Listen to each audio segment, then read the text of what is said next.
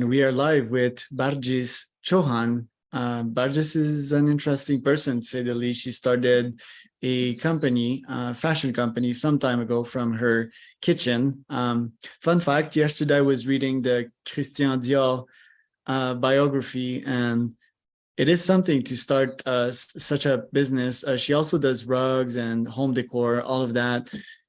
In the 2000s, right? I guess a lot of companies are doing that. A lot of these companies don't have that edge, I would say, because Barjis loves to tell a story behind her collections. I really like that. She has a different approach to things, also started from nothing. So really honored to have her on the podcast today. Barjis, can you introduce yourself? Tell us a bit more about your company. Hi there. Thank you very much for inviting me. My name is Barjis Chohan. I'm the founder of my namesake brand, Barjis London. We've been in operation since year 2000, so we've celebrated kind of 23 years being in business. Started as Charles is saying, you were saying that we started from humble beginnings with my little savings that I did on a freelance project based in Monte Carlo. And I was heavily pregnant with my first child, and I decided to set up my business at that time because I wanted to take the power back into my hands and not do a 9-to-5 job and look after my baby whilst I can kind of start a small business. So basically, it's from the kitchen table, started painting, and being an entrepreneur, I thought I can't really make a lot of money painting or selling art because I don't have that patience. So I thought, okay, this painting would look great as a rug, and that's how my journey started. So once I delivered, I took my baby, my mother, and my husband to Dubai and literally knocked on people's doors, interior designers, architects, and said, this is what we do. We do bespoke rugs. Would you be interested? And it was only a week and I got my first project because I really wanted to make it work. So this person took a chance and gave me my first break. And since then, it's grown organically. We've diversified into fashion in 2011, launched it at Dubai Fashion Week, and it's grown organically. Now we've got different products, and we're going to be venturing into jewelry and handbags to kind of scale the business with accessories.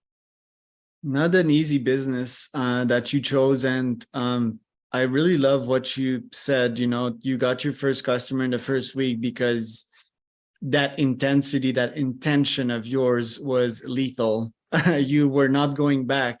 And maybe you had a chip on your shoulder. Most entrepreneurs that I interview have that. And they're like, yeah, I'm either going to make it or I am going to die trying, And I also speak with entrepreneurs that I see not going anywhere. Actually, most of them are not entrepreneurs. They go back to 9-to-5 because they don't have that desire, that drive to really accomplish, that do or die mentality. What do you have to say about that? I totally agree. For me, I think your formative years and your childhood really has an impact on how you perceive life. Coming from an immigrant family, seeing my dad struggle financially too in London, it kind of gave me that determination to do something with my life. Also, I feel that my personality is not fit for 9-to-5. I did try it for about a couple of years, but I feel that I'm very outspoken and I speak I live with passion. And if I don't wake up in the morning doing something that I really love and it's got some kind of purpose, I don't put my 100% into it. So for me, it's not just about making money. I think a lot of entrepreneurs think that, okay, they have an exit plan, but I've never had an exit plan because for me, this is an extension of who I am. This brand, I hope, has the longevity to surpass, my lifetime. So for me, it's a long run. It's not about quick exit plan, make your millions and then do something else. A lot of people do that, which is fantastic. Good for them. But for me, it's not just money. It's purposeful. It's making that impact for someone, a Muslim woman, going into an elitist fashion industry, wearing a hijab. I mean, I get a kick out of it, to be honest. I like doing something which is a bit dangerous. And it gives me the chance, especially someone coming from a conservative family, to be rebellious, which we don't really get a chance to do. So my work is a tool or a way of actually showing that personality, which sometimes people think is suppressed, but it's not. It comes up in my work. I'm the same way, and it's probably one of my worst nightmare, quite literally, to come back on the 9 to 5. And I say that not with any pun, you know, I literally dream, and sometimes some periods of my life, I had like a lot of recurring nightmares of me sitting in a school and having an exam, you know. What is worse than that as a feeling, you know, like that someone else will decide or grade you, someone else that most of the time is not competent in the educational system. Yeah, I really was stuck in there. I remember watching the clock on the wall. Then I remember my bosses, my incompetent bosses, telling me what to do. And when I told them what to do, they fired me, you know?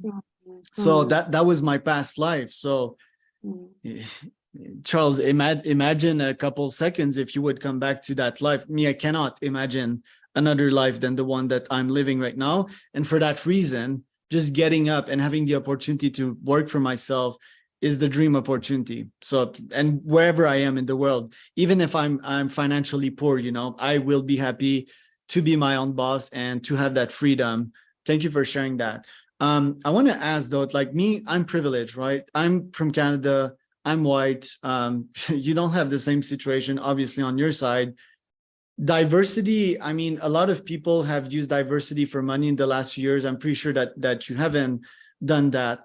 But do you think that inclusion and starting these programs and all of that actually helped you in specific? Because my understanding is that you're a hustler, and with or without help, you would have made it. What do you have to say about that, and how or should we help folks that are not do not have the same privilege as I rise to the top? First of all, I don't think you, if you're privileged, I'm privileged too. I don't believe that we're defined by our skin color. You know, this whole notion of being white and being privileged, I don't really agree on it. I think we all have our own issues, challenges in life, and we can't say someone is more privileged than the other, because I believe that when I was born, I was privileged. Yeah, because God gave me life, and my parents gave me life. And, you know, I had the wings to fly at that point. So I see the glass half full, not half empty. Once again, it's all about accountability. When I'm in a boardroom or when I'm in a meeting, yes, other people might feel awkward in my presence, but after a few minutes, they actually listen to Barjis because she bloody well makes sense. Then my hijab becomes invisible. So I don't like this idea of actually people coming from the ethnic minority thinking that we are less privileged than anyone else. You know, for me, just wearing the hijab, it's not a barrier. Actually, it's a conversation starter. You know, people are curious to know why I wear the hijab, and that forms human connection. You know, it allows people to ask the right questions, sometimes the wrong questions, but that's life. But I don't think that, I think we are all equal. It depends on how you want to see life. I don't believe in victimhood, and I don't believe in the idea that one race is superior to the other. I love that perspective. Although my challenging to it, and I mean, I had that conversation yesterday with an Asian guy yesterday in Netherlands, and he said, there's two children to the drunk father. One will say, I am a drunkard today because of my drunk father. And the other said, I'm the successful entrepreneur because of my drunk father.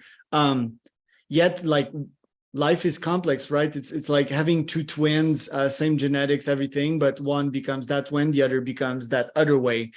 So what circumstances, you know, what piece of data in this reality brought them to change? Because he told me that because I told him that me, I have an entrepreneurial father.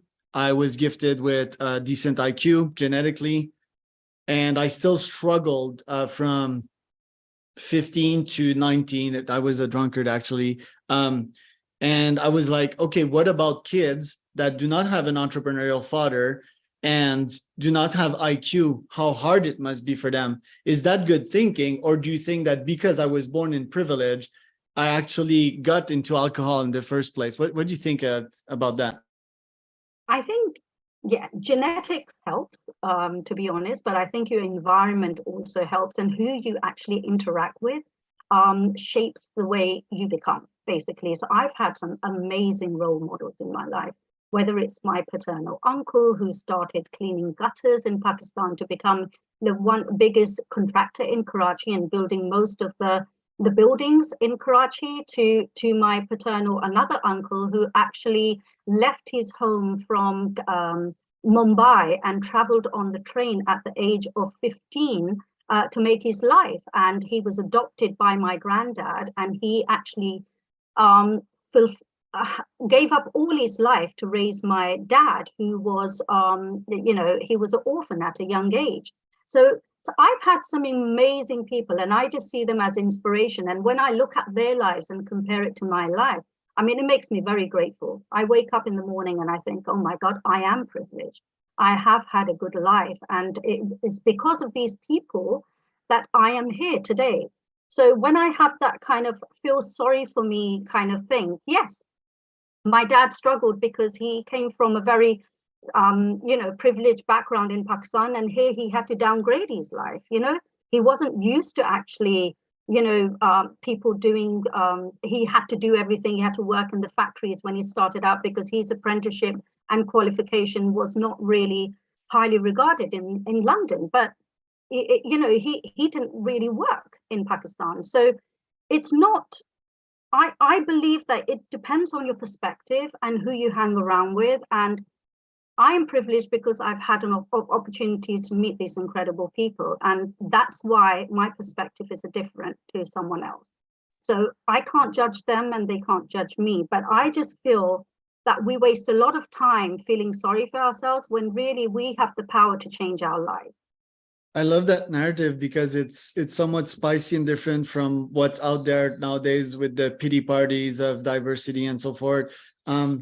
I listened to a podcast yesterday that kind of shocked me, and I was like kind of against it for a while, but listening to the guy and keep on hearing what he had to say, which is a similar narrative, it all made sense. So the guy's from the army, he was deployed, and he started the podcast saying like, trauma doesn't exist, but physical trauma exists, and then his example, which kind of makes, so the first statement is kind of controversial, although we could define if there's mental disease, if they're mental construct or not. That's another conversation, and a lot of people would be against it, right? Oh, depression, it exists and so forth. But I would reply, what about placebo? Like I can invent a depression in me, and I can be physically and clinically depressed in a couple of days if you give me time to go in a full pity party. And the guy, his example was, there's a bunch of emergency people and police forces that see disgusting stuff on a daily basis, like body ripped in half,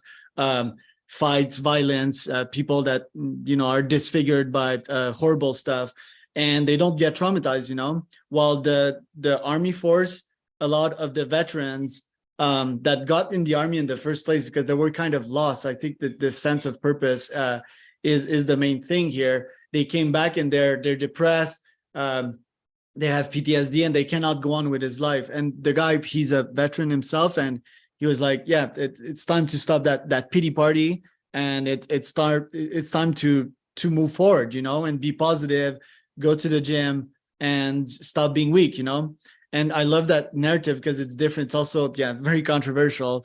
That being said, looking at your story, Barjis, basically, I see that you were probably gifted an education from your parents. Is that a fair thing to say? Like, did they always prioritize education with you?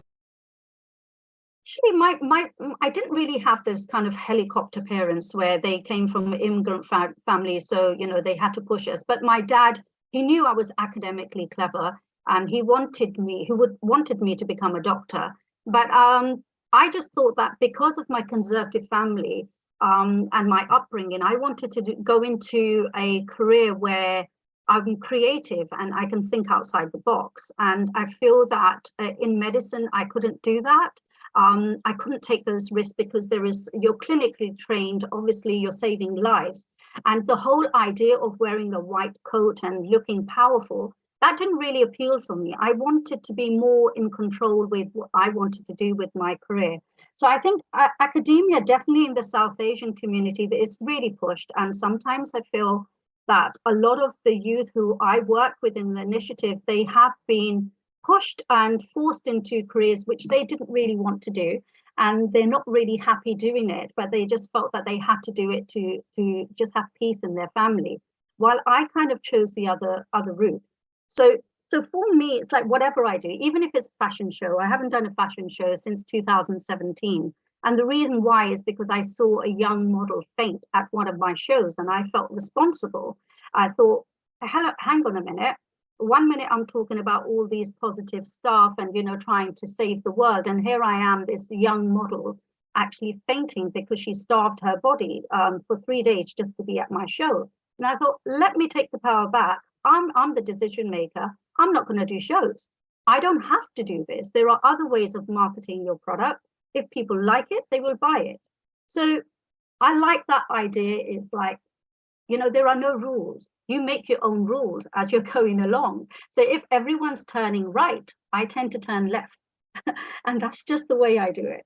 Yeah, because you started your career on fire off the gates at GK Monte Carlo Creation. I mean, that was like very prestigious. So again, to what you were saying, people probably see the hijab, but they speak to you and they're like, holy shit, she's a brain, and I need to have her on my team. So you started there. A couple of years later, you started your business. And from there, you became a speaker, spoke at various notable company like Champion, Women in IT Summit, We Are Pentagon. So that, I mean, you're quite successful. What's next for you? What's next in the next couple of months and in the couple of years?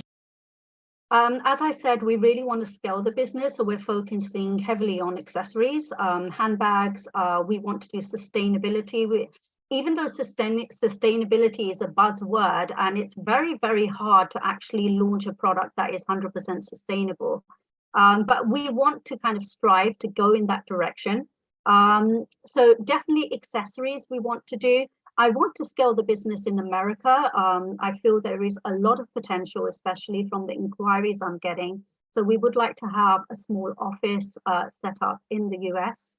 That's where we are. But I think now it's at that point that the brand is pretty established. People kind of know what we're about, and we're not just about a certain type. We've kind of moved away from just modest fashion, but we've kind of diversified and given access point for other clients, other customers to actually buy into our products, which was a challenge because everyone kind of just called me BBC or whatever the media. They used to just wanted to know, about modest fashion, but then bring in religion into it. When religion has kind of got nothing to do with the business. It's just I was catering for a market that was deprived about modest fashion, elegant fashion.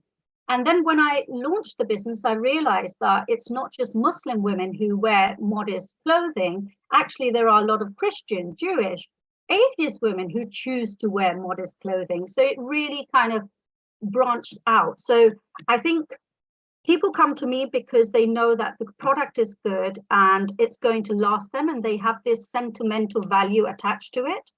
Like, for example, one rug buyer 20 years ago emailed me and said, I would like to actually put this rug in my will because I want to pass it on to my children. So that for me, that is success for me. That the fact that, customers are going to put my product in their will. And I hope that's how I define sustainability. Right. I love rugs myself. My feet love rugs and their beauty. They're so comfy. Very cool business that you have, Barjis. Where can people find out more about it? I think they can find more about it through our website, sending us an email, talking to us and seeing what they want, because we really like working on a one-to-one basis. Even though the business is growing, I like to have a personal relationship with my clients. So they would be actually talking to me directly because I like talking to new customers. So just having a conversation of what they want and what they're looking for, whether it's an interior designer, architect, or a private customer,